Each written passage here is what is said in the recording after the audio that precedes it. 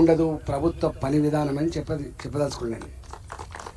అందువల్ల నేను ఏమంటున్నా, ఇవాళ సరే జరిగిపోయింది. ఇవాళ నేను ఇక్కడికి వచ్చినాను గుర్రం డెక్క.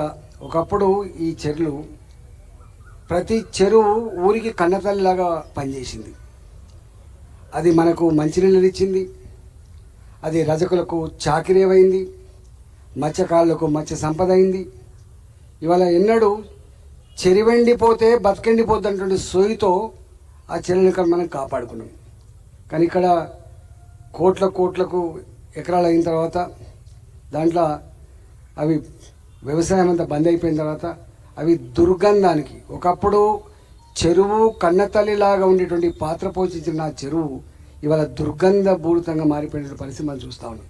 ఎంత నిర్లక్ష్యం అంటే, ఇవాళ చెర్లన్నీ కూడా చుట్టుపక్కల ఉండేటువంటి డ్రైనేజీ పైపులకు నిలయాలుగా మారిపోతే అవి మనిషికి ఆరోగ్యాన్ని ఇచ్చే సేదతీర్చేటువంటి కనతల్లి లాంటి ఆ చెరువు ఇవాళ దుర్గంధపూరితంగా ముక్కులు మూసుకొని పోయే పరిస్థితి, దోమలకు నిలయంగా ఉండే పరిస్థితి. ఆ దుర్గంధపూరితమైన నీళ్లు మన బోర్లల్లా మన బాయిలల్లా అవి ఇంకినప్పుడు మనం తాగితే ఇవాళ అర్బన్ పాపులేషన్ ఇవాళ సంపద కలిగి ఉండొచ్చు, కానీ గ్రామీణ ప్రాంతాల కంటే కూడా అనారోగ్యకరంగా ఉన్నట్టుగా మనకు రిపోర్ట్స్ వస్తూ ఉంటాయి. పేరుకే ఈ అర్బన్ బంగ్లాలు ఉంటాయి, అన్నీ ఉంటాయి, కానీ ఇవాళ ఇవన్నీ మనం భరించే పరిస్థితి వస్తుంది. కాబట్టి నేను మీకు హామీ ఇచ్చిపోయినా నేను మొన్న ఇవాళ తప్పకుండా నేను ఈ రాష్ట్రంలో మంత్రిగా పనిచేసిన, నేను అందులో ఆర్థిక మంత్రిగా పనిచేసిన, ఏ డిపార్ట్మెంట్ ఎట్లా పనిచేస్తుంది, ఏ డిపార్ట్మెంట్ ఎట్లా రియాక్ట్ అవుతుందో చూసినామని. కాబట్టి కేంద్ర ప్రభుత్వం ఇప్పుడే అక్కడ ఆగొచ్చిన వినాయక నగర్ దగ్గర, ఆ రైల్వే దగ్గర ఇప్పుడే ఆగొచ్చిన, నేను గేట్ కాడ ఆగొచ్చిన. ఆయన అడిగొచ్చిన ఎన్ని వస్తాయి ట్రైన్లు, ఎంత ఆగుతుంది. డెఫినెట్గా నేను మీకు ఒక మాట ఇచ్చిపోతున్నా, నేను ఎక్కువ తక్కువ మాట్లాడిన నా వల్ల కాదు, కానీ పని మాత్రమే మాట్లాడాలని చెప్పి కాన్సెప్ట్ ఉన్నాను నేను.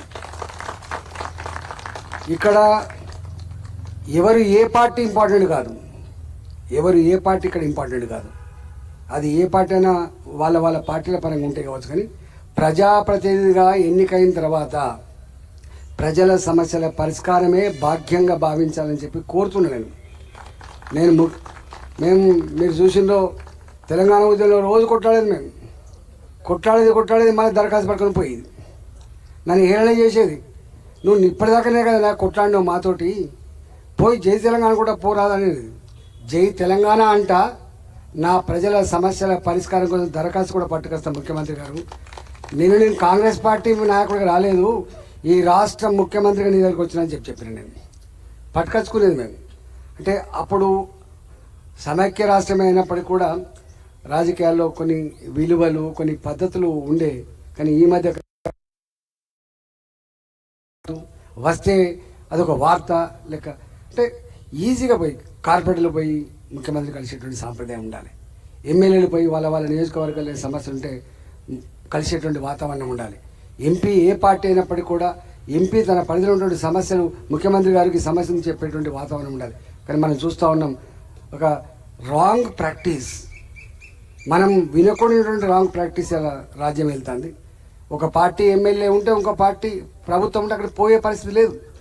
ఇవాళ నేను మాత్రం ఏ పార్టీ కార్పొరేటర్ కావచ్చు, ఏ పార్టీ ఎమ్మెల్యేనే కావచ్చు, ఏ పార్టీ ప్రభుత్వమైనా కావచ్చు, కానీ నాకున్న కన్సర్న్ ఒకటే, మా ప్రజల సమస్యల కోసం ఎక్కడికైనా పోతా, ఎవరి దగ్గరికైనా పోతా, ఏ దరఖాస్తు ఇస్తుంది. పైరవీలు చేయండి, మేము భూదందాల పైరవీలు చేయం. మేము ఏదైనా ఫోన్ చేస్తే నా 24 ఏళ్ళల్లో ఒకవేళ అధర్మమైన పని కనుక ఉంటే మేము చెప్పడానికే మేము వెనుక ముందు ఆడతాం.